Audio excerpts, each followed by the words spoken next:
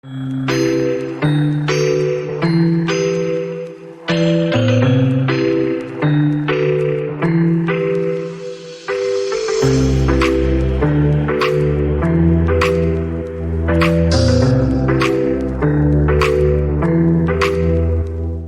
la bienvenida al siguiente panel, el panel de movilidad eléctrica. Ya aquí se encuentran los panelistas. Les voy a ir dando los permisos pues para compartir pantalla y su video. Y Susana, doctora Susana, te dejo entonces con la vocería pues para la moderación de este panel. Muchas gracias. Gracias, muy amables. Bueno, la más cordial bienvenida a todos. El panel anterior, pues maravilloso. Hoy tenemos el espacio para poder conversar respecto de movilidad eléctrica. Agradecerle, por supuesto, a CIDA, la Asociación Iberoamericana de Derecho de la Energía, un agradecimiento muy especial al profesor Luis Ferney Moreno por la coordinación de este evento y, por supuesto, al Departamento de Derecho Minero Energético de la Universidad Externa de Colombia por la estimable organización de este evento. Hoy, como les comentaba, vamos a iniciar con el tema movilidad eléctrica. Creo que es un reto que tenemos casi que todos los países pues, en la región, así que damos inicio. Don José Juan González es nuestro primer expositor. Don José Juan es profesor investigador de tiempo completo por oposición a la Universidad Autónoma Metropolitana de México, es coordinador de la maestría en Derecho Ambiental y miembro del Sistema Nacional de Investigadores nivel 3. Don José Juan, cuenta usted con 10 minutos, le cedo el espacio.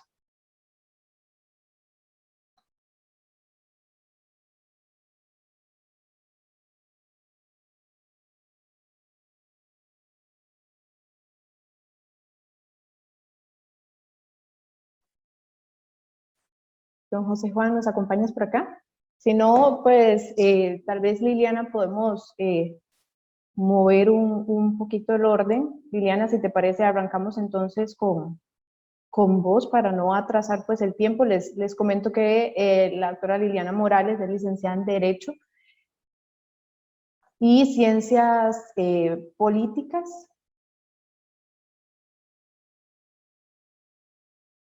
Licenciada en Derecho y Ciencias Políticas, graduada de la Universidad Latina de Panamá. Se encuentra cursando actualmente una maestría en Gestión, Eficiencia y Generación de Energía de la Universidad de Cádiz, Escuela de Negocios, Universidad de Cádiz. En el presente funge como presidenta de la Comisión de Derecho Energético y Sustentabilidad de la Asociación Nacional de Juristas de Panamá y es cofundadora del Grupo de Mujeres y Energía, siendo también escritora de 2 columnas sobre temas de energía en los periódicos La Estrella de Panamá y Destino también en Panamá. La más cordial bienvenida, la licenciada Liliana Morales. Adelante con su presentación. Bueno, primero que todo, buen día a todos los presentes. Un placer para mí compartir este espacio de conocimiento con cada uno de ustedes. Quiero agradecer a CIDE por la invitación para ser expositora de este panel. Y para mí es un orgullo como mujer, como abogada y profesional panameña, poder representar hoy a la Asociación Nacional de Juristas de Panamá y a su Comisión de Derecho Energético y Sustentabilidad, de la cual yo presido. Bien, en primer lugar, pues el tema de hoy, como bien mencionó Susana, es el tema de movilidad eléctrica. Y dentro de mi exposición vamos a ver 5 puntos importantes, de los cuales voy a ser lo más dinámico posible. Y en este caso, pues vamos a poder conocer un poco el estatus legal de la movilidad eléctrica en Panamá, cómo juega un papel fundamental en la transformación energética del país y cuál es el rol que juegan los abogados dentro de esta nueva tecnología. Bien, a manera de introducción, pues vamos a empezar con el punto 1, y en este sentido sabemos que la electricidad pues ha jugado un rol importante en el sector de transporte, como ha sido el tema que podemos ver en los metros, en los tranvías, en los trenes. Sin embargo, con el auge de los vehículos eléctricos, Hoy podemos ver todo este cambio por un sistema más óptimo y eficiente, donde entendemos que la movilidad no solamente debe ser eléctrica, sino también sostenible. En ese sentido, este es un movimiento que ha tenido mucho auge y apoyo a nivel global y se sustenta en combatir los cambios climáticos y la gran contaminación que hoy nos afecta, no solamente en el ambiente, en nuestra salud, y aparte de esto, en un tema de nuestra propia calidad de vida. Sin duda, en Latinoamérica, hoy observamos que la mayoría de los países sólidos están en este proceso de implementar o desarrollando el tema de movilidad eléctrica, como por ejemplo Chile, Costa Rica, Colombia, República Dominicana, Uruguay y Panamá, lo que demuestra el gran interés de la región porque esto se dé. Sin duda, hay un punto importante que yo quisiera que las personas que me están viendo, es interesante abordar el tema del desafío de la movilidad eléctrica para poder entender qué está pasando en Panamá. Y dentro de los elementos que encontramos de la movilidad eléctrica, en sus desafíos está el tema primero de los costos iniciales de los vehículos. Y esto tiene que ver porque sabemos que el costo es un poco más elevado que los vehículos de combustión y que entre 2022 y 2023 está en esta posible estabilización de precios.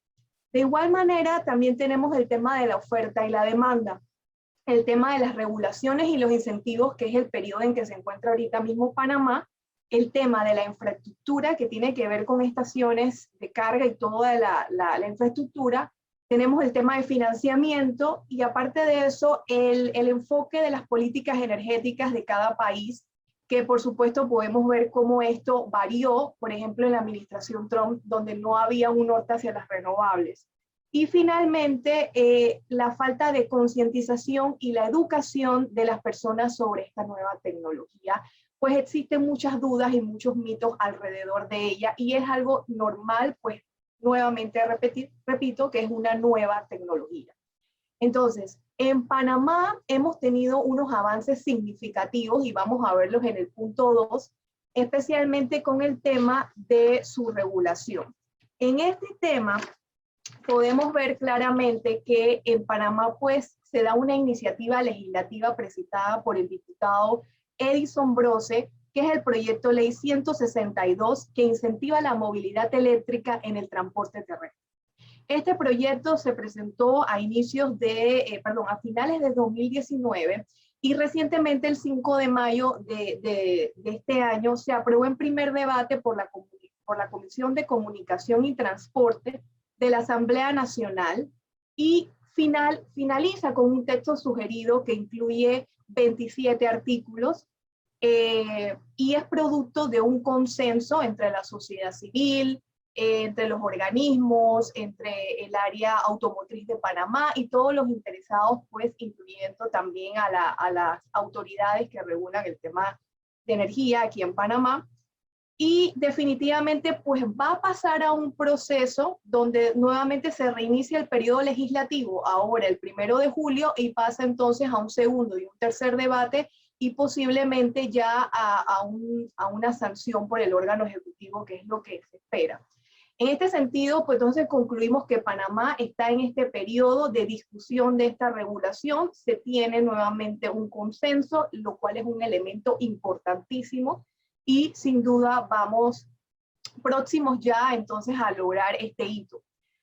Un elemento que me gustaría pues destacar de este proyecto ley es cuáles son esos objetivos importantes que persigue.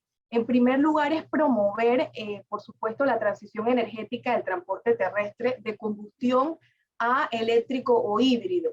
Lograr que gradualmente las flotas estatales, que incluyen instituciones de gobierno central, autónomas y semiautónomas, pasen de un 15% de unidades eléctricas al 2023 y un 50% en el 2030.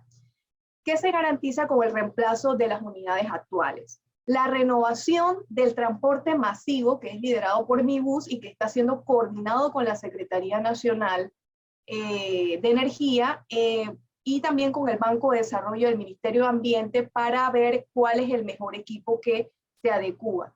Destacando también otro punto interesante es la excepción de la tarifa de impuesto selectivo del consumo que es aplicable a los vehículos terrestres eléctricos, motocicletas, ciclomotores, bicicletas y patinetas propulsados por motores eléctricos. Bien, en este caso otro elemento es el tema de que la Secretaría Nacional de Energía y la ASEP, o la Autoridad Nacional de los Servicios, van a crear un estándar para las estaciones de carga, donde se regularán los tipos de cargadores y los permisos para la instalación individual o comercial, lo cual es un elemento importante por también incluyendo el tema de seguridad que deben tener estas estaciones de carga. Otro elemento importante que vemos en el punto 3 es un elemento que lo mencioné desde el inicio de los desafíos, los incentivos fiscales y no fiscales. Dentro de la discusión del proyecto 162, se llegó al consenso de que los artículos que definen toda la parte de incentivos fiscales y no fiscales, pues se extraen y van a ser discutidos entre el Ministerio de Economía y Finanzas y la Secretaría Nacional de Energía para que pueda motivar a los compradores y que sean competitivos y de acceso público para que posteriormente puedan ser incorporados en un segundo debate. Entonces, esto es un elemento interesante. Yo diría que es el elemento muy importante, pero también es complejo precisamente por la situación de COVID-19 que se está dando. Por el otro lado, yo creo que es importante lograr entender que con relación al punto 4, es el papel fundamental de la movilidad eléctrica dentro de la transformación energética que tiene que ver en nuestro país y cuáles son esos beneficios que nos trae la movilidad eléctrica. En ese sentido, la movilidad eléctrica juega un rol fundamental porque va a marcar un hito dentro de una transformación de combustión a electricidad, pero también se convierte en una alternativa de generación de empleos de calidad. Entonces, esto es un elemento que va a traer al país un gran movimiento económico y que definitivamente es por eso la apuesta y es por eso que nosotros buscamos que este proyecto de ley se haga realidad para el país. Un tema importantísimo es el tema de los beneficios que nos va a traer esa movilidad eléctrica. Y es que los beneficios, aparte de la generación de empleos, también tenemos lo que son la reducción de los gases de efecto invernadero, en especial el dióxido de carbono, que está produciendo una gran cantidad de emisiones GI y que sabemos que es parte de la situación del cambio climático. Y también tenemos la disminución de la contaminación acústica que tiene que ver con el ruido en las urbes. Entonces, la movilidad eléctrica tiene unos, diría yo, beneficios tremendos que tenemos que seguir impulsando y que paulatinamente se va a dar. Y que otra situación que vale la pena destacar es que inclusive al ser eléctrico también puede utilizarse el tema de las energías renovables para su producción. Entonces, yo creo que definitivamente los beneficios son altamente positivos para seguir impulsando el tema de la movilidad eléctrica. El siguiente tema, pues que ya voy a abordar con relación, Susana, ¿cuánto tiempo me queda? Estamos a 1 minuto, Liliana. Ok. En ese sentido, yo quiero pues abordar el tema y es el tema más especial pues de toda esta charla, es el tema del rol del abogado y las oportunidades. Y yo quiero pues ser muy clara en esto, creo que muchas veces pasa desapercibido y vale la pena que en este Congreso de Derecho Energético en cuanto a movilidad eléctrica lo toquemos. El rol del abogado es sumamente importante. Muchas veces la gente piensa que automáticamente en movilidad eléctrica piensa en el carro, piensa en el cargador y definitivamente ¿qué hace el abogado dentro de esto? Pues los abogados tenemos una participación importante desde la confección de la regulación y sin duda posteriormente en la ejecución pues también se da una situación importante con relación a la gestión de los permisos que se necesitan para que la movilidad eléctrica pueda ser una realidad y la cantidad de asesoría legal que van a requerir las empresas inversionistas y la sociedad civil en cuanto al uso de esta tecnología. Otro tema interesante es que dentro de la confección de este texto sugerido que se discute en la Asamblea Nacional o en los parlamentos con relación a esto, se requiere de la participación de gran cantidad de abogados, por ejemplo, en el área administrativo, corporativo, tributario, energía, electricidad. Y definitivamente esto es algo interesante porque tenemos que cuadrarnos o tenemos que lidiar también con la sociedad civil, organismos internacionales y los técnicos. Muchas veces los abogados muy legalistas, los técnicos muy técnicos, pero definitivamente tiene que haber una armonía para que la regulación pueda salir y dé el beneficio a la sociedad. Otro tema que también sabemos es que se requieren de más abogados para que participen dentro de esta nueva tecnología, y esto quiere decir que necesitamos más oportunidades académicas accesibles para el crecimiento. Necesitamos incentivar también más la participación de los abogados en este sentido. Actualmente nuestro secretario de Energía en Panamá es el primer abogado en ocupar este cargo, y esto es un hito importantísimo para el gremio de abogados porque sin duda marca la pauta de que los abogados tenemos un rol de importancia y definitivamente nosotros podemos aspirar a más. Bueno, en ese sentido, yo para finalizar, pues quiero dar las gracias a todos los presentes por haberme escuchado, y quiero aprovechar la oportunidad también para indicarles algunas redes sociales que pueden seguir para que estén atentos. En cuanto a la Asociación Nacional de Juristas de Panamá, estamos en Instagram en Juristas de Panamá, y LinkedIn, Asociación Nacional de Juristas de Panamá, y la organización Mujer y Energía está en Instagram también, Mujer Energía PTJ, LinkedIn Mujer Energía, y mi LinkedIn personal, que es Liliana Morales Córdoba, que con gusto pues van a encontrar mucha información y noticia en esta red acerca de Panamá. Así que bueno, encantada y mucho gusto a todos. Muchísimas gracias, Liliana, por tu participación. Interesante, muy interesante el tema de la vinculación que tiene pues, los abogados en esta materia, y bueno, con las otras ramas profesionales, que yo también sé que por acá nos acompañan algunas otras ramas profesionales. Definitivamente, vos lo mencionabas, la armonía entre profesiones es algo que nos surge en este momento. De seguido vamos con don Ya estoy José listo, Juan. ¿eh? Ya estoy listo, perdón. No, Perdón, no hay ningún inconveniente, don José Juan. Ya lo presentamos nuevamente para dar inicio con su presentación. Don José Juan es profesor investigador en tiempo completo por oposición de la Universidad Autónoma Metropolitana de México, es coordinador de la maestría en Derecho Ambiental y miembro del Sistema Nacional de Investigadores Nivel 3. Don José Juan, el espacio es todo suyo por un espacio de 10 minutos. Sí, muchas gracias. No puedo presentar mi PowerPoint porque estoy en un celular. Me falló la compu de última hora ahorita.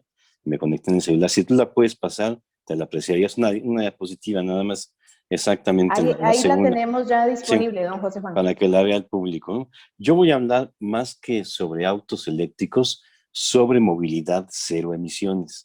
¿Qué es la movilidad cero emisiones? Obviamente incluye autos eléctricos, pero también incluye autos híbridos y autos accionados por hidrógeno.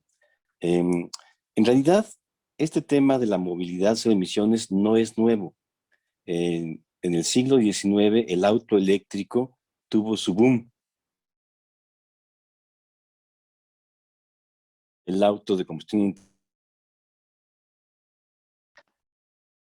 El principal problema para transitar de autos de combustión interna a movilidad cero emisiones es que son muy caros.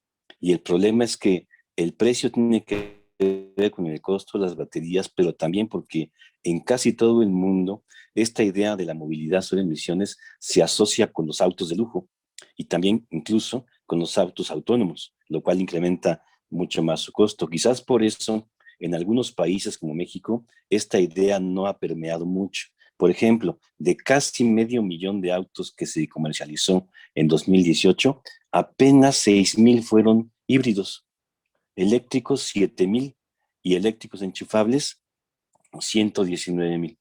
Entonces, muy pocos vehículos lo que se comercializan en México todavía. La movilidad sobre emisiones ha tomado fuerza no por su novedad, como ya dije, no es tan nuevo, sino porque actualmente se le asocia con una de las soluciones al problema del cambio climático. Se sabe que el transporte es la principal fuente de emisiones de gases de efecto invernadero y que si se ataca ese problema, allanaríamos mucho el camino hacia la transición energética. Por eso es que prácticamente en todo el mundo los países están comenzando a brindar estímulos a la adquisición de su tanto de carácter administrativo como de carácter tributario. Entre los instrumentos de carácter administrativo, quizás el que más se puede conocer es que en México existe una restricción a la circulación. Dependiendo de la cantidad de emisiones que tenga un auto, está limitado a no circular un día o 2 días a la semana en ciertas zonas del país, particularmente en las grandes ciudades y zonas metropolitanas. Pues en este caso, los vehículos cero emisiones están exentos de esa restricción. Tampoco tienen que pasar el examen anual o semestral de emisiones contaminantes, porque se presume que no contaminan, que los híbridos contaminan un poco, ¿no? Junto con estos instrumentos administrativos tenemos los estímulos de carácter fiscal. Por ejemplo, una reducción del impuesto sobre automóviles nuevos, la posibilidad de deducir la inversión en la compra de vehículos cero emisiones con relación al impuesto sobre la renta, la posibilidad también de deducir la renta de vehículos cero emisiones, la posibilidad de deducir a las empresas el establecimiento de estaciones de carga. Por eso vemos en México que en muchas almacenes grandes o tiendas de renombre hay estaciones deducible para ellos la inversión que hagan en esto. Tampoco que existe en México, que es una especie de impuesto a la circulación, ¿no? Y recientemente el gobierno federal exentó la importación de estos vehículos del pago de aranceles al comercio exterior. Junto con estas medidas de apoyo, la ley mexicana también contiene castigos para aquellos que compran un auto de combustión interna. Aclaro, México todavía no ha establecido una meta de eliminación de vehículos de combustión interna como lo han hecho otros países del mundo, incluso Costa Rica, por ejemplo. Pero sí tiene una serie de castigos. Por ejemplo, el impuesto especial sobre producción de servicios grava 3 veces la compra de gasolina. La grava por ser gasolina, la grava por ser un combustible que deriva del petróleo y la grava por ser la fuente de emisiones contaminantes, de manera tal que en el precio de la gasolina el 40% son estos impuestos. También se tiene que pagar el impuesto a la tenencia, que ya dije es un impuesto a la circulación, ¿no? Sin embargo, falta todavía por hacer. Desde mi punto de vista, faltaría que la ley del impuesto sobre la renta permita totalmente la deducción del precio completo, y no solo de una parte, de la inversión en autos cero emisiones, y que la ley del impuesto al valor agregado establezca la tasa. Con esas dos medidas el precio bajaría sustancialmente. Sin embargo, el tema de la movilidad sobre emisiones no es la panacea para los problemas de contaminación del aire o de la congestión vehicular o del ruido. No, sí que no lo es, porque también genera problemas ambientales y corremos el riesgo de que algo que vemos como una solución se convierta luego en el nuevo problema ambiental de difícil solución. Y me refiero fundamentalmente al tema de las baterías. Se dice que los autos cero emisiones no contaminan, pero las baterías sí que contaminan, tanto en su proceso de producción como en el momento de desecharlas o de reciclarlas. Ahí hay un dilema que no hemos atendido casi en ninguna legislación. En México, por cierto, no. La legislación mexicana no acaba de decir bien si las baterías de los autos cero emisiones son o no residuos peligrosos y deben tratarse como tales. Y como no es clara, entonces, la mayoría de las personas y gobiernos piensan que las baterías no son residuos peligrosos, sino residuos de manejo especial. La diferencia está en que los residuos peligrosos son de competencia de la Federación y los residuos de manejo especial son competencia de los estados. En México hay 32 entidades federativas. Esto nos llevaría al tema de que si consideramos que las baterías son residuos de manejo especial, locales, tratando de decir en vez de tener una legislación uniforme, si partiéramos la idea de que se trata de residuos peligrosos. Esto es un gran hueco y repito, podría ser que se convierta en el problema nuevo de carácter ambiental de difícil solución que utilizamos como una respuesta al problema de la contaminación del aire, que es un problema de difícil solución también. En fin, ese es el dilema actualmente con los autos cero emisiones. ¿Qué puedo concluir? Evidentemente, en mi artículo que presenté para el anuario, todo esto está mucho más desarrollado, pero yo me ciño estrictamente a los 10 minutos y podría concluir lo siguientes.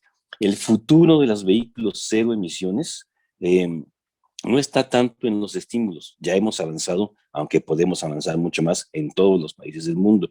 Tampoco en la prohibición de los vehículos de combustión interna, en lo cual también muchos países ya han dado pasos gigantescos, ¿no? Siendo que el futuro está en que haya una nueva regulación para este tema que comprenda el manejo de los residuos, particularmente las baterías, la regulación sobre las redes de carga o de recarga, la infraestructura para alimentar a estos vehículos, y también algo muy importante, de nada sirve que transitemos a los vehículos eléctricos con energías fósiles. Necesitamos cerrar el círculo. Los eléctricos provengan exclusivamente de energías renovables. Entonces sí, podemos decir que los vehículos cero emisiones son un elemento importante en esta batalla contra el cambio climático que enfrenta la humanidad en este siglo XXI, además convulsionado por la pandemia del COVID-19. Muchas gracias. Las gracias a usted, don José Juan. Interesante el tema. Efectivamente, en materia de legislación, como bien lo mencionaba usted, yo soy acá de Costa Rica y aquí en Costa Rica sí hace algunos años habíamos emitido pues a nivel nacional una ley en esta línea. Pero bueno, muchísimas gracias, don José Juan, por su intervención. De seguido vamos con la intervención de don Víctor Rey.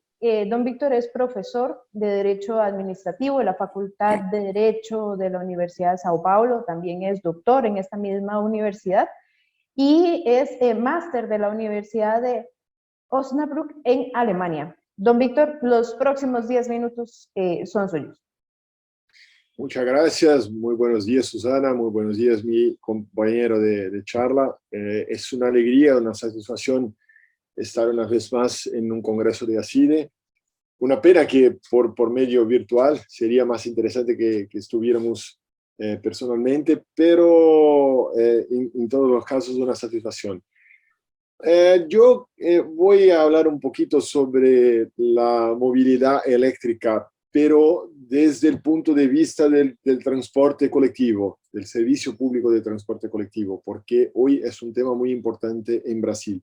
En particular, yo voy a analizar el caso de mi ciudad, que es São Paulo, que es hoy la tercera más grande de las Américas y es la ciudad con la segunda más grande flota de buses del mundo. Tenemos en São Paulo más o menos 13.000 buses en operación, divididos en 32 concesiones de servicios públicos. Y claro, en ese sentido, la conversión para energía limpia en los buses es un tema muy, muy importante para nosotros. Nosotros tenemos una ley de la ciudad de São Paulo. Brasil es una federación y los municipios, las municipalidades tienen un rol muy especial en nuestra federación. Las municipalidades son casi como entidades federativas llenas como los estados y el gobierno nacional. Y en ese sentido tenemos leyes municipales y nuestra ciudad tiene una ley del año 2009 que impone objetivos de transición energética para la flota pública de buses. Entonces tenemos que reducir hasta 2030, después hasta 2040, las emisiones de gases por los 13.000 buses que tenemos aquí. Y hace 2 años, en el año 2019, hubo la nueva licitación de buses, de concesión de buses en São Paulo, donde fueron elegidas 32 concesionarias para los próximos 20 años, para los próximos 15 años, disculpen, de concesión en São Paulo. Y en ese punto hay una obligación en los contratos de concesión de que las concesionarias hagan el cambio de sus flotas de buses convencionales a diésel para buses eléctricos limpios. El más grande desafío es cómo hacerlo, porque hoy tenemos un problema. Los buses eléctricos costan muchísimo más que los buses convencionales a diésel. Entonces tenemos una discusión de quién va a pagar la cuenta. La municipalidad paga subvenciones muy altas a los buses con subvención a los pasajeros. Entonces tendríamos que tener más gastos públicos en la financiación del cambio de la flota. Pero es siempre muy discutible si tenemos fondos públicos para eso o no. Entonces hoy tenemos una discusión muy fuerte de cómo hacer el cambio de la flota de los buses convencionales para los buses eléctricos limpios. Por eso ya tenemos algunas discusiones que es, por ejemplo, modificar los contratos que fueron ejecutados hace 2 años para permitir nuevas estructuras voltadas exclusivamente a la adquisición y operación de ómnibus limpios, con un tipo de leasing, con un alquiler de los buses limpios para los actuales concesionarios. Entonces tenemos una discusión muy interesante de cuáles serían los instrumentos jurídicos. Por ejemplo, si puede pensar en una concesión de adquisición y locación de buses para el sistema por medio de una nueva empresa que venga a ser constituida solo para fines de adquisición de los buses. Eso es una posibilidad. O, por ejemplo, podemos pensar en una APP, o podemos pensar en incentivos para que los propios concesionarios hagan sus soluciones de financiación estructurada para la adquisición de buses eléctricos. La cuestión que tenemos que pensar aquí es que la implantación de buses eléctricos en una ciudad como São Paulo no es nada como sencilla. Porque, 1, son 13.000 buses. 2, tenemos un problema de tecnología. Hoy tenemos muchas tecnologías diferentes para buses eléctricos. Tenemos tecnología de batería como los chinos, tenemos una tecnología de cargas continuas como aquella de los suecos. Tenemos muchas tecnologías diferentes. Y esas tecnologías son dependientes de escojas que van a impactar las infraestructuras de la ciudad. Entonces tenemos que articular las políticas públicas de electrificación de la flota con la electrificación, con la infraestructura municipal. Entonces, por ejemplo, si vamos a escoger la tecnología europea de carga continua, tenemos que tener infraestructuras para hacer la carga de los buses en los trayectos que ellos van a percorrer. Si vamos a escoger la tecnología de baterías, por ejemplo, de los chinos, tenemos que tener infraestructura en los depósitos de las empresas concesionarias para hacer la carga. Por ejemplo, nosotros tuvimos aquí una experiencia muy interesante. Hace un año, una de las concesionarias hizo un proyecto piloto para poner 20 buses eléctricos en su flota. Y los puso al mismo tiempo en el depósito y hizo la carga de los 20 al mismo tiempo. La energía eléctrica de todo el barrio se cayó porque hubo una sobrecarga de energía. Entonces, no se puede pensar en buses eléctricos sin fuentes de generación para los buses que sean compatibles con el consumo de energía en la ciudad. Y para eso no podemos pensar en energías sucias, porque no hay ninguna razón, no hay ninguna lógica en poner buses limpios con energía sucia. Entonces, nosotros ahora tenemos una discusión que es muy interesante, que es, hay una obligación legal de sustitución de la flota convencional de buses a diésel por buses nuevos eléctricos. Eso es una obligación legal, pero tenemos una discusión de cómo hacer la financiación de esos buses. Los concesionarios podrían hacerla, pero tendrían que tener una revisión de los cargos del contrato de concesión para que tengan, plata para hacer la inversión. Al otro lado, podemos pensar en estructuras de financiación estructurada, como por concesiones, por entidades de propósito específico, pero en cualquier caso, tenemos que programar cómo esos buses eléctricos se van a incluir en la ciudad, porque hay que cargarlos, hay que tener impactos en la infraestructura de la ciudad, en cuestiones urbanísticas, por ejemplo, si se utiliza la tecnología de catenarias con hilos expuestos. Entonces, hay una red de decisiones de derecho administrativo que hoy es muy interesante y que se está en desarrollo aquí en la ciudad de São Paulo, porque en Brasil lo que se hace en São Paulo se hace después en el resto del país. Entonces, tenemos ahora preguntas muy interesantes a responder bajo el derecho administrativo al fines de tornar posible el cambio de la flota sucia para la flota limpia. Y claro, la industria de buses limpios está muy atenta a la situación de São Paulo porque es el más grande mercado del mundo. Entonces, tenemos hoy muchas iniciativas, muchos proyectos que son interesantes. Yo pienso que se va a tener que desarrollar un nuevo tipo de concesión que sea compatible con las concesiones que existen para permitir la financiación conjunta, con escala de los buses, porque así es más fácil para planear cómo se va a desarrollar la infraestructura de la ciudad para la electrificación de la movilidad. Lo más interesante es que la movilidad del servicio público de buses es una decisión que va a depender muy fuertemente de la regulación del campo eléctrico. ¿Quién son los agentes que pueden fornecer energía?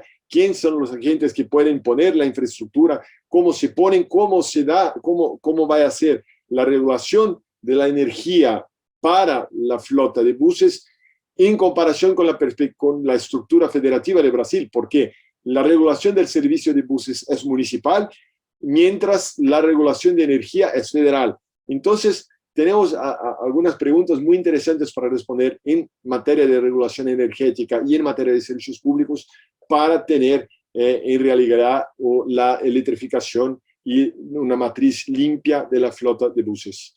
Muchas gracias.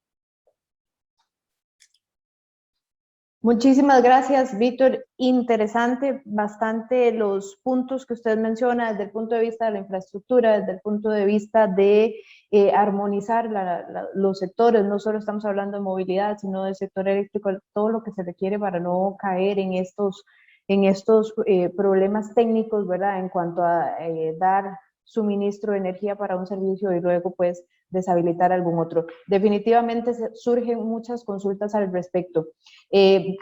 Seguimos con nuestro panel.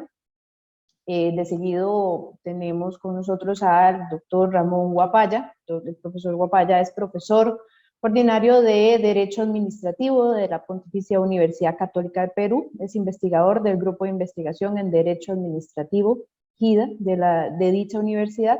Es socio de CMS Grau a cargo de las áreas de Derecho Administrativo, Regulación y Contratación Pública. Don Ramón, el espacio es suyo.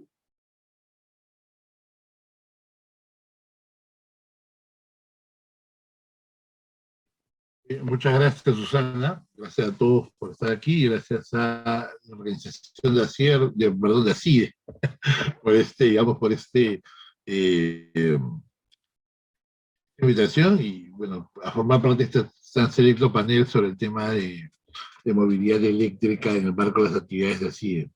Bien, muy puntual, voy a tratar, digamos, de verificar algunas de las cosas importantes que han sucedido en el marco, digamos, del desarrollo de la movilidad eléctrica en el Perú, que todavía, digamos, es una, digamos, labor que está todavía en ciernes, es algo, digamos, todavía que está en un periodo de avance, digamos, de transición, porque no se ha logrado todavía, digamos, desarrollar todo ese tema como se quisiera.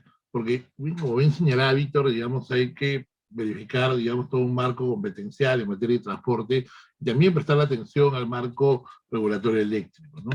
En el Perú se han sucedido varias normas, digamos, que son bastante, digamos, importantes sobre el tema de lo que es la movilidad eléctrica, ¿no?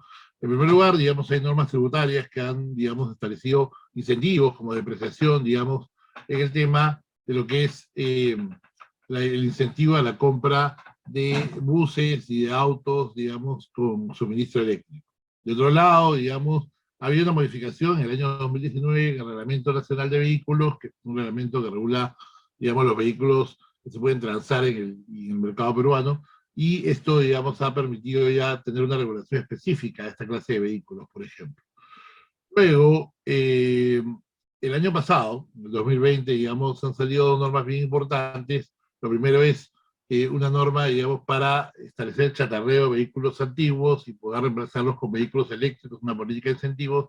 Y finalmente, el Decreto Supremo 022-2020 EM del Perú, que establece disposiciones para infraestructura de carga y abastecimiento de energía eléctrica. O sea, hay un marco normativo ya para ello. Y de hecho, digamos, ya hay varias marcas de vehículos y buses, digamos, que están empezando a venderse en el Perú desde el punto de vista de la parte comercial. Pero todavía esto no está, digamos, desarrollado en masa. Ahora, lo que, digamos, es importante, es interesante, creo yo, son dos cosas. Digamos, tenemos que hablar ya de movilidad urbana sostenible, fundamentalmente. Y eso implica dos cosas. Primero, el tema de la priorización del transporte público, pero el Perú, digamos, tiene este tema, que muchos de los buses funcionan a gas, por ejemplo. Pero el tema, justamente como señalaba José Juan, era el tema de reemplazar energías fósiles por energías más limpias como la eléctrica, por ejemplo, la renovable. Entonces, hay, digamos, capacidad eléctrica y también el tema del gas. El tema es buscar incentivos para reemplazar esos buses de gas por buses eléctricos, por ejemplo. En general, digamos, incrementar la flota de transporte público urbano, por ejemplo.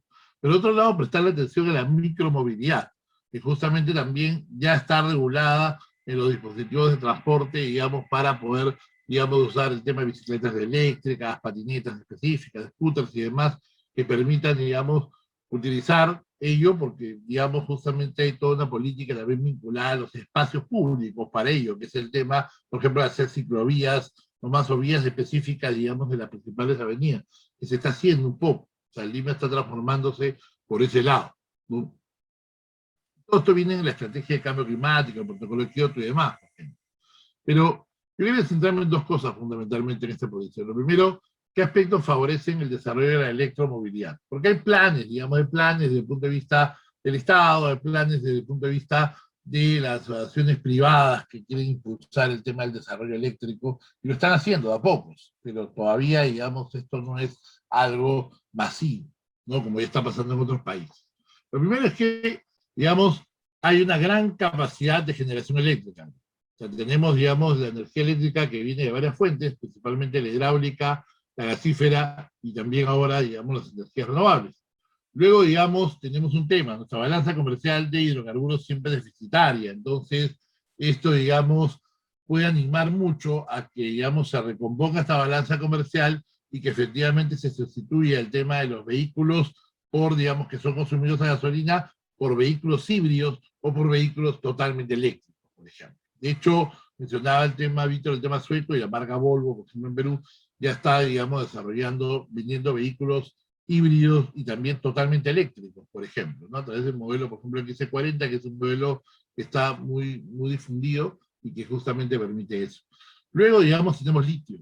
Ya, digamos, en general, digamos, el Perú es uno de los países que tiene más, digamos, el descubrimiento del litio justamente en la zona de Puno, en el sur del Perú, ha establecido, digamos, que tengamos recursos justamente para establecer todo el tema de baterías, por ejemplo. Entonces, eso ahí nos da una ventaja adicional para el desarrollo de la movilidad eléctrica aquí. Entonces, ¿qué nos falta? O sea, ¿qué retos, digamos, tiene el sistema de movilidad eléctrica en el Perú? Primero, todavía no existe un sistema de homologación vehicular para vehículos eléctricos. O sea, está regulado ya en el reglamento de vehículos la clasificación, los tipos de vehículos, etcétera, pero falta un sistema de homologación vehicular. Luego está el tema de que se necesitan más normas, por ejemplo, que tengan reglamentos que establezcan aspectos de seguridad, ¿no?, ambientales, componentes de recarga y estándares, por ejemplo, aplicables para la actividad. Luego tenemos el tema del alto costo de adquisición de vehículos eléctricos. Son caros, no son baratos todavía. Entonces, no hay una política de fomento específica. A diferencia de lo que pasó en su tiempo con el gas natural, por ejemplo, que sí tuvo una medida de fomento no tan, digamos, agresivas, aquí de repente se podrían establecer medidas, digamos, importantes con el tema de lo que es el incentivo a la adquisición de vehículos eléctricos por parte del Estado, por ejemplo. Digamos, en su momento, con el gas no se dio porque todavía estábamos saliendo de una crisis muy fuerte a finales de los años 90 en Perú, pero digamos ahora que hay más recursos, de repente podría ser una estrategia importante en el tema. Nuevamente hay que referirnos siempre a los compromisos del Tratado de París y además, digamos, también a los compromisos que se están firmando sobre el tema del cambio climático, eso puede apoyar en ello. Ahora, cuarto, todavía no existen grifos específicos, digo, uso la tecnología de grifos de combustible, pero digamos estaciones de carga para el tema de vehículos eléctricos todavía son bastante, digamos, suficientes y no se ha adoptado un modelo. Si esto va a ser público, si esto va a ser, digamos, a cargo de las distribuidoras eléctricas, o sea, no hay esa conversación todavía con el marco jurídico eléctrico, por ejemplo, que es lo que faltaría para seguir avanzando. Ya existe, digamos, una normativa general, Decreto Supremo 022, como el año 2020, como les decía, pero todavía falta mayor desarrollo. Y finalmente, digamos, más difusión y conocimiento de este tema. Nos hemos centrado mucho en micromovilidad de repente y el tema va también a transporte público y a transporte particular, por ejemplo, y además más planes piloto para el funcionamiento de este tipo de tecnologías. En general yo creo que, digamos, es interesante porque hay bases desde el derecho administrativo, también como decía Víctor, para establecer un régimen jurídico de la movilidad urbana, ¿no? Y eso justamente va por el lado del sector eléctrico, va por el lado del sector transportes y también el tema urbanístico para, digamos, consolidar una movilidad urbana sostenible. Y yo creo que se puede montar a través, digamos, de este tema, de esta movilidad eléctrica de la cual estamos hablando en este panel. Bien, entonces eso es un poco, digamos, todavía estamos en un marco de evolución, de transición y desafío que creo yo que nos lleva, el futuro nos va a llevar a varias de estas, digamos, de que estas iniciativas se van a concretar muy pronto y por eso hay que estar preparados, me parece, para ello. ¿Okay? Bueno, esa era mi exposición, muchas gracias y gracias a todos por su atención. Muchas gracias, doctor Ramón. Con estas 4 exposiciones creo que nos hemos planteado ya un marco bastante general de los retos que tenemos los países acá representados y bueno, de todos los que participamos de esta actividad. Hablar de un marco regulatorio eléctrico definitivamente que contemple este tipo de tecnologías viene siendo una necesidad casi, y de los países que ya tienen aquellos marcos regulatorios energéticos, pues también tomar en cuenta incentivos o tomar en cuenta el tema del costo que mencionamos pues varias veces en este panel, el costo que tienen los equipos.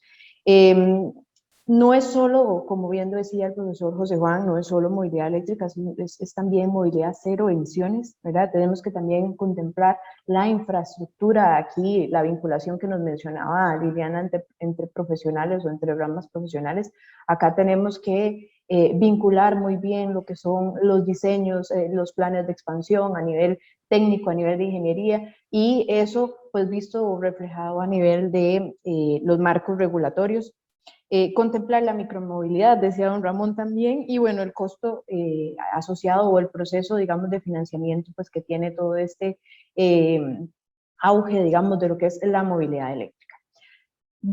Vamos a pasar ahorita a lo que son las preguntas. Les comento que tenemos una pregunta de orden general, entonces esta es una pregunta que vamos a hacer a nuestros 4 panelistas. Y la pregunta dice, ¿consideran ustedes que sus países, en este caso Panamá, México, Perú y Brasil, deben pisar el acelerador en cuanto a movilidad eléctrica? ¿Debemos acelerar este proceso de incorporación de la movilidad eléctrica en los países acá representados, pero también pues, a nivel de los otros países? Abro el espacio e inicio con doña Liliana. Bueno, en cuanto a la pregunta, si en Panamá se debe pisar el acelerador, yo pienso que sí, y yo creo que es un momento crucial. Ahorita mismo tenemos un consenso y aparte de eso está el apoyo de la sociedad civil y de todos los organismos y los actores claves vinculados en esto. Entonces tenemos un momento donde están todos los factores para que se pueda dar esta movilidad eléctrica. Sin embargo, hay algunas aristas que se están analizando y tenemos que contemplar también el tema de COVID-19. Y yo creo que también una cosa es acelerarlo, estar vigilantes y garantes que se concluya el proceso de la regulación que es tan necesario, pero en algunos puntos creo que sí debe verse un poco con lupa, como es el tema de los incentivos, porque lo que no podemos hacer es ir a pisar el acelerador y de repente pues quedar en un fallido accidente o en una fallida implementación de esta nueva tecnología. Entonces creo que sí hay que aprovechar el momento, es crucial y definitivamente hay que estar vigilantes que concluya el proceso para la regulación. Gracias, doña Liliana. Don José Juan.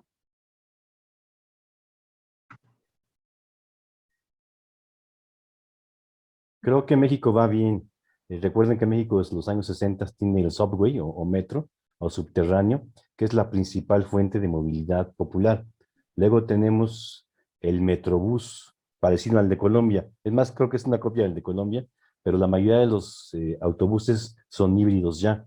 También tenemos bicicletas y ciclopistas en buena parte de la ciudad, en las que pueden entrar bicicletas convencionales o eléctricas, e incluso scooters, de esos aparatos eléctricos que son como patines, se llamaban en mi tiempo, donde te subes en dos ruedas y ahí vas sobre la ciclopista, ¿no? Entonces sí ha avanzado. Tenemos teleférico también, como un poco como el de Colombia también, pero una red más grande, o el de Perú, ¿no? En algunas partes de Perú hay teleférico. Bueno, hemos avanzado mucho, pero yo creo que debemos avanzar todavía más rápido. Recientemente las principales marcas de autos han introducido ya una gama amplia de oferta de vehículos híbridos y eléctricos que están comenzando a llamar la atención. El problema que seguimos teniendo es el precio por los impuestos y demás, que si le quitamos los impuestos, habremos dado un paso muy importante. Gracias, don José Juan. Víctor, su parecer respecto a este tema. Nosotros ahora, movilidad eléctrica es el tema del día en Brasil. Así como en México tenemos muchas ofertas de coches eléctricos, las fabricantes están entendiendo que ese es un mercado muy importante. Yo pienso que lo más importante, el problema más grande que tenemos hoy es la estructuración de una política pública clara en los 3 niveles federativos. Como todos saben, Brasil vive un momento de excepción porque no tenemos un gobierno federal, tenemos una falta de gobierno federal y tenemos una política ambiental federal que es caótica. Entonces, ese es un problema para nosotros. En los niveles locales la regulación está más desarrollada y por eso ya en algunos lugares tenemos avances importantes en la difusión de la movilidad eléctrica. Pero yo pienso que es todavía muy importante avanzar en temas de regulación nacional, específicamente en los casos de cuestiones fiscales, tributarias de los coches, de los autobuses y cuestiones regulatorias de energía eléctrica. Tenemos mucha regulación para generación distribuida y para fuentes limpias, pero todavía no tenemos una regulación muy clara para la movilidad eléctrica. Y tenemos un problema regulatorio que es la situación de las concesionarias de distribución que no pueden desarrollar otras actividades que no sean la distribución. Ese es un problema porque ellas están en el mercado, ellas conocen el mercado y no puede salir nada del estricto servicio público de distribución para desarrollar actividades que sean próximas e importantes para la movilidad. Por ejemplo, el suministro de infraestructuras, energías alternativas para la movilidad. Entonces yo pienso que el más grande problema de Brasil hoy que tenemos es una falta de coordinación nacional de políticas regulatorias de la movilidad eléctrica. Gracias, Víctor. Y finalmente, doctor Ramón Guapayac. Gracias. Bien, yo creo que fundamentalmente, o sea, tenemos avances importantes en la regulación. O sea, el problema tiene que solucionarse desde la regulación. Por ahí he visto alguna pregunta sobre ello. Se tiene que seguir, digamos, implementando todo esto. Y sobre todo también ver el tema del equilibrio, porque también, digamos, o sea, darle toda la fuerza a este tema. O sea, Perú se va, digamos, lento, pero seguro, porque también tienes el tema, lo que es el uso, digamos, de tecnologías convencionales. Entonces, esto debe ir en paralelo para que naturalmente digamos, se produzca la sustitución, porque eso de imponer podría generar lo que ya, digamos, Ariño alguna vez, el profesor Ariño señaló que es el tema de los costos de transición a la competencia. O sea, ¿quién paga la factura de incrementar la competencia, digamos, de un sector en detrimento de otro?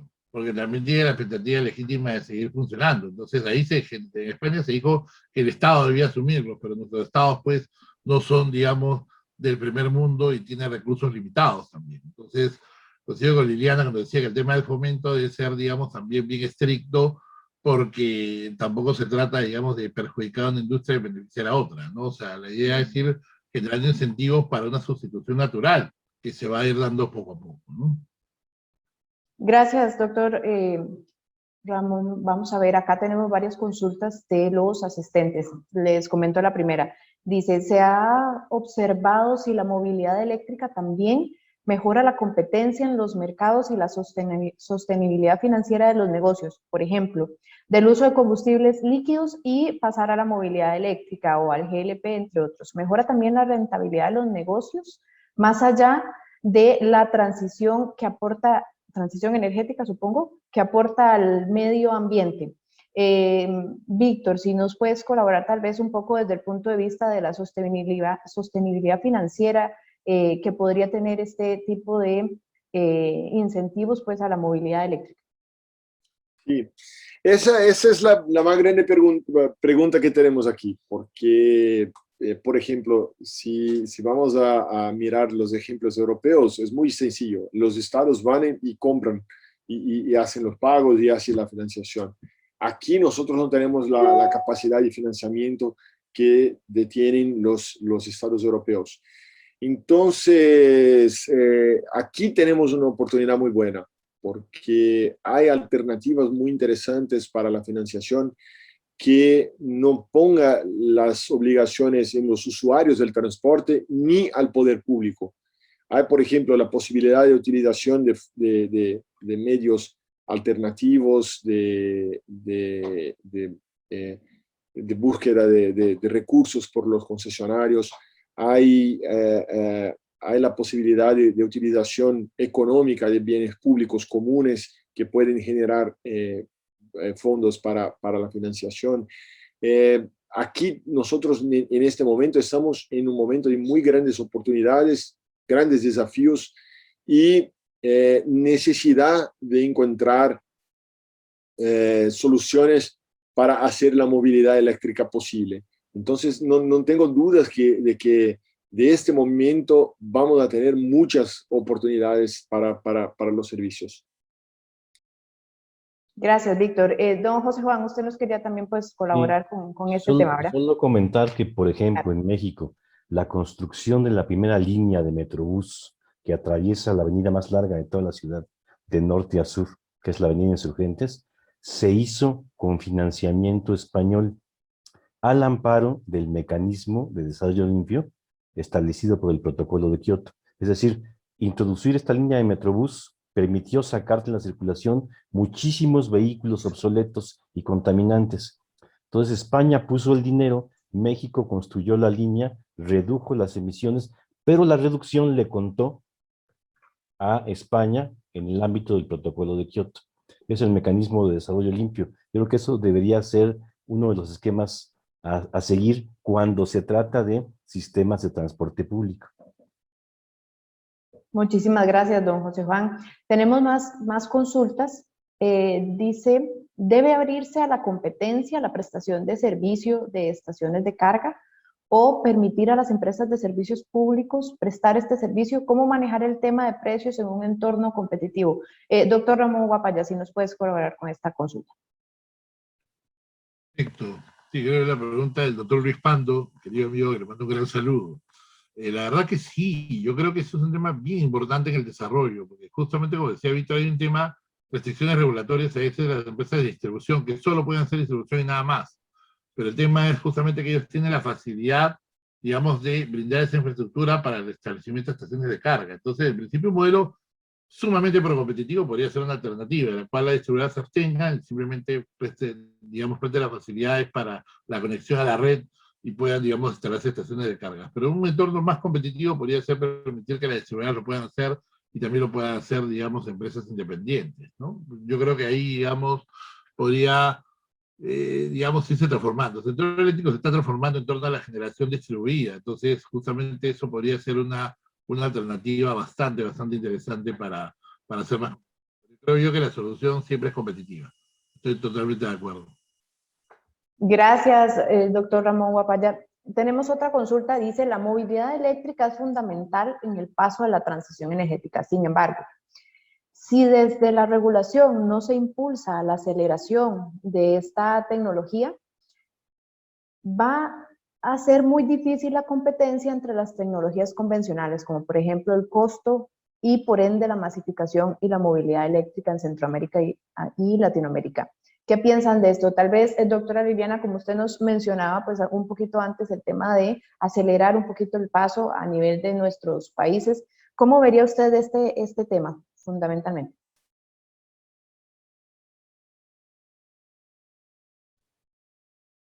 Bueno, yo creo que definitivamente el tema de la movilidad eléctrica, al igual que la transición energética, son elementos imprescindibles que hay que acelerar en conjunto. Sin embargo, este tema requiere de la parte académica y profesional que también lo acompañe. Sin duda hay una situación imprescindible en cuanto a las regulaciones de estos casos. Las regulaciones, tenemos que hablar de regulaciones óptimas, porque si estamos hablando de que los inversionistas están buscando dónde poder implantar estos negocios que tienen que ver con estos temas y tenemos unas regulaciones extremadamente rígidas y con una multiplicidad de permisos, esto crea una situación de riesgo. Entonces, definitivamente no es crear regulaciones al bolsillo o a la medida de los inversionistas, no, pero tampoco podemos irnos a crear una situación regulatoria demasiado excesiva que no permita el tema de que se pueda desarrollar el negocio per se o se pueda desarrollar la tecnología.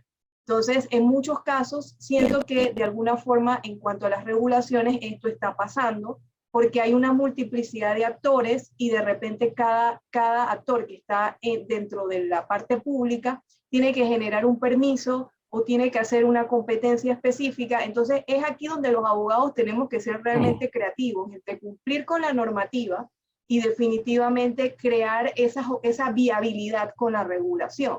Y yo lo digo desde el punto de vista legal. Porque hay una situación económica, una situación social, vamos a hablar del punto de vista legal. ¿Qué debemos hacer con estas regulaciones para que estas tecnologías sean viables? Gracias, Viviana. Tenemos bastantes preguntas, lastimosamente el tiempo nos está ganando, pero vamos a tratar de hacer por lo menos una o dos adicionales. ¿Puedo comentar algo en relación a esto? Por supuesto, Yo me imagino que más bien el tema de la regulación es, una regulación puede prohibir, puede estimular. Y en este tema, por ejemplo, algunos países ya han emitido legislaciones estableciendo una fecha de prohibición del auto de combustión interna. Noruega, por ejemplo, para 2050 quedan prohibidas la venta de autos de combustión interna. Eso en algunos países como los nuestros es un sueño, no es posible. Total. Pero sí podemos ir al estímulo, el estímulo fiscal de exenciones de impuestos, deducciones, que créditos fiscales y en algunos casos algunos castigos, como sí ocurre en México, ¿sí? Tienes que pagar el impuesto a la tenencia, si eres híbrido, ¿no? Tienes que someterte a la verificación vehicular, si eres híbrido, ¿no? Si vas por una carretera de paga y eres híbrido, pagas la mitad. ¿Me explico? Esa es la regulación que yo creo que es a la que nos estamos refiriendo, ¿no? No tanto a crear requisitos, sino que sea más o menos el derecho un instrumento de cambio, diríamos, ¿no? Así es, definitivamente esa sería la línea en la que uno podría pensar en que los países pueden acelerar justamente la incorporación de la movilidad eléctrica a nivel de nuestros países. Tenemos acá otra de las consultas. ¿Qué condiciones regulatorias podría imponerse partiendo de que los vehículos pueden inyectar energía a la red de distribución, tal como sucedió recientemente en Texas? Vamos a ver cuál de todos quiere dar su respuesta, doctor Ramón, doctor Víctor, Pues, José Juan o Liliana. es un tema, yo creo, de almacenamiento de electricidad, ¿no? Así En es. realidad, los autos son grandes baterías que almacenan electricidad por varios días y si no la consumes, tú llegas a tu casa, te conectas, te conviertes en un prosumer, ¿no? Un consumidor que a su vez es también generador de electricidad y ahí vas compensando el saldo. No sé en los demás países, pero en México cuando compras el auto eléctrico, a veces te regalan, depende de la marca, o te venden un aparato que instalas en tu casa y es el cargador. Pues llegas a tu casa en la noche y cargas la batería, o durante el día cuando quieras, y luego lo usas. Si te sobra, la devuelves, y entonces te compensan el pago. Gracias, doctor José Juan.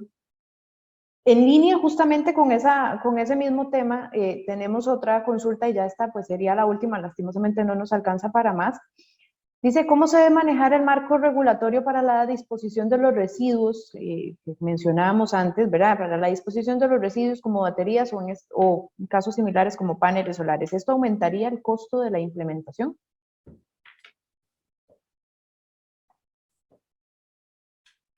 Si me permite, Susana. Por favor, por favor. Sí, yo doctor. creo que justamente me alineo a lo que decía José Juan hace un momento, el tema de la regulación. La regulación, evidentemente, no debe quedar clara si es una regulación de incentivos necesariamente en una etapa inicial de una industria, pero también tiene que preocuparse, digamos, de requisitos para el funcionamiento y el tema, digamos, de la parte técnica, ¿no? Y uno de los temas es justamente la disposición de residuos. Me parece una pregunta bien importante, porque justamente un gran problema que está yendo con la tecnología digital, que cada vez es cambiante y además queda obsoleta, digamos, cada cierto tiempo, es cómo disponer los residuos. Y definitivamente tiene que haber otra conversación con el marco, digamos, de residuos sólidos y peligrosos, que tiene también que establecer ya también un marco para ello. Eso es parte de la cadena. Toda la cadena, digamos, tiene varias cuestiones, del acceso, el funcionamiento, pero también la disposición y baja de residuos, porque si no, nos vamos a quedar con cementerios tecnológicos, digamos, que muchas veces no son bien administrados, y que pueden dar lugar a cosas como, por ejemplo, la reutilización de baterías, por ejemplo, o la recomposición de la chatarra, por ejemplo, pero de otro lado también pueden generar problemas serios ambientales. O sea, la cuestión es que, lamentablemente, no solo nos preocupamos por incentivar, también, digamos, para ver qué va a pasar con la cadena final, digamos, de disposición. O sea, una regulación amigable, incentible, de fomento, pero también una regulación que sirva también, que sea respetuosa con el ambiente, si no va a ser por gusto, digamos. Definitivamente tiene que haber un equilibrio. Yo creo que las teorías modernas de la regulación no sirven para ello. Hay que dar regulación flexible, justamente, no, digamos, una regulación de comando y control, sino una regulación más por incentivos, una regulación responsiva y una regulación flexible, digamos, en las tendencias más modernas de la teoría regulatoria, ¿no? Sí, definitivamente el tema trae retos hacia una regulación moderna. Tal vez una breve conclusión de cada uno y ya con esto estaríamos cerrando. Don Ramón, si usted inicia con la conclusión. Siempre este tema podríamos quedarnos toda una mañana hablando y nos faltaría tiempo, la verdad. Yo quiero agradecer a CIDE por la invitación y además creo que estamos en un grupo bien interesante en los países de Latinoamérica. El costo de la tecnología se abarata y desde que hay, digamos, un mayor abaratamiento de los vehículos y de las fuentes de energía renovables, creo que vamos a seguir en un camino bien interesante. Este es simplemente un inicio y lo bueno del pensamiento así de sus directivos, de don Luis Ferné y el Departamento de Medio Energético, me parece bien interesante preocuparse de estos temas desde ahora. Y yo saludo estar en un panel tan selecto y gracias a todos por sus preguntas y por su participación. Doctor José Juan. Igualmente, muchísimas gracias por la invitación un año más. Muchas gracias por permitirnos compartir otra vez con estos distinguidos colegas. Ha sido un privilegio estar aquí esta mañana y yo simplemente diría que la tecnología es disruptiva, modifica la situación, impulsa a la civilización hacia una etapa más en su evolución, ¿no? Y el derecho, pues también, como dice Ramón, tiene que evolucionar. No podemos enfrentar estos problemas nuevos con nuestras reglas jurídicas viejas. Necesitamos modernizar el derecho para adaptarlo a estas nuevas circunstancias y que decía, lo que vemos como una solución que no se convierta después en el nuevo problema que hay que atender. Gracias a todos. Muchas gracias, doctor José Juan. Estimada Liliana, por favor, sus conclusiones. Bueno, nuevamente agradecer a todos los participantes. Espero que hayan degustado de cada una de estas ponencias excelentes de todos los distinguidos ponentes pues, que también acompañan. Yo creo que yo quiero finalizar y enfatizo nuevamente en el rol del abogado. Nosotros estamos haciendo una labor increíble, impulsando la movilidad eléctrica, participando en el tema de las confecciones de las regulaciones, en la asesoría legal, en la gestión de permisos. Tenemos una labor importante y debemos seguir enfocando y ayudando a que más profesionales del derecho se integren a esta rama del derecho a la energía que es increíble y que definitivamente requiere de más profesionales, de más ofertas académicas y sobre todo también que está cambiando la vida de muchos profesionales y que hoy no podemos hablar que la movilidad eléctrica es el futuro, la movilidad eléctrica es el presente, lo estamos viviendo desde ahora y definitivamente nosotros tenemos que seguir impulsando y trabajando sobre esto. Así que un gran saludo para toda Iberoamérica y especialmente para Panamá, que pues tiene fantásticos profesionales y muchísimo talento, no solo en Panamá, en toda la región. Yo creo que es maravilloso poder contar con eso. Gracias. Gracias, Liliana. Víctor, sus conclusiones. Una vez más, tengo que agradecer por la invitación y por la oportunidad de hablar aquí. Es un placer. Y mira, yo estoy muy de acuerdo con lo que dijo mi colega José Juan, porque estamos en un punto de cambio tecnológico. No tenemos cómo seguir en los rumbos que tenemos hoy y por lo tanto tenemos que desarrollar instrumentos jurídicos que sean capaces de dar las respuestas que necesitamos. Entonces ese es un punto muy interesante porque tenemos muchos desafíos y muchísimas oportunidades. Muchas gracias. Bueno, muchísimas gracias. El tiempo definitivamente se nos hizo corto para este tema que da para muchísimo más, como bien lo señalaba el doctor Ramón Guapaya. Hago mías también las conclusiones de ustedes. Definitivamente la brecha entre la tecnología que nos trae grandes retos y nuestros marcos regulatorios, pues es aún una brecha amplia, una brecha grande que nosotros en los países en el nivel de Iberoamérica y los acá representados, por supuesto, tenemos que trabajar en ello y trabajar de una manera ordenada, coordinada y de la manera más flexible que permita avanzar en la incorporación de las nuevas tecnologías, no solo estas, sino todas las tecnologías que acompañan al sector eléctrico a nivel de nuestros países. De parte de ACIDE, pues agradecerles a todos los que han participado en este foro y bueno, no nos queda más que despedirnos por hoy. Muchas gracias. Excelente conducción, Susana. Muchas gracias, doctor José Juan.